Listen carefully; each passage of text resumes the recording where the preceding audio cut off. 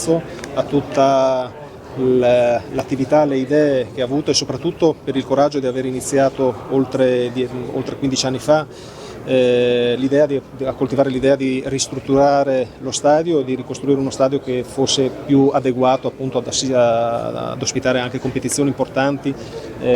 sia in ambito nazionale che in ambito internazionale. Nel nostro stadio è stata ospite diverse volte la nazionale italiana di calcio con grande seguito di pubblico, abbiamo ospitato anche la fase finale del campionato europeo Under 21 e quello è già stato un primo approccio con la UEFA che ha apprezzato la qualità anche della nostra organizzazione e quindi questo approccio visionario, questa visione di Giampaolo Pozzo si sta concretizzando in uno stadio veramente all'altezza in termini di modernità, in termini di accoglienza. Si va avanti dritti sulla stessa strada ma con grande entusiasmo perché non dimentichiamo che il prossimo campionato sarà il 31esimo consecutivo in Serie A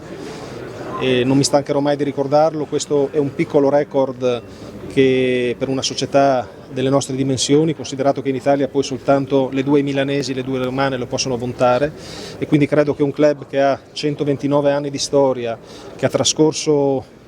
quasi la metà dei suoi anni in Serie A e gli ultimi 31 consecutivi in Serie A sia davvero una grande soddisfazione per i nostri tifosi e per chi ci lavora e per chi ama appunto l'Udinese.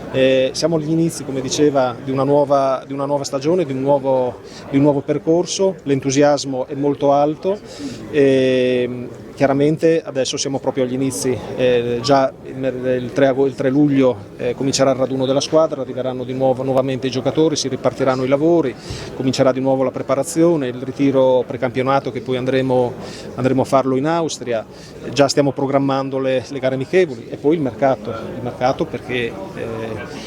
ovviamente già vi è noto appunto le operazioni che sono già state fatte, l'uscita di Bijol, l'ingresso di Bertola, ci sono altre operazioni in cantiere e l'obiettivo è quello appunto di rendere la squadra sempre di più competitiva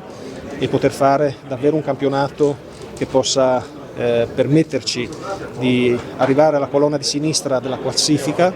Ricordo che questo campionato è stato un campionato, quello appena terminato, dove su 38 giornate ben 29 le abbiamo trascorse nella colonna di sinistra, quindi è un obiettivo che abbiamo a portata di mano, fare prima possibile 40 punti, però non dimenticarci neanche poi quello che è il nostro sogno più grande, che è quello di ritornare in Europa e questo è un po' il percorso che vogliamo fare.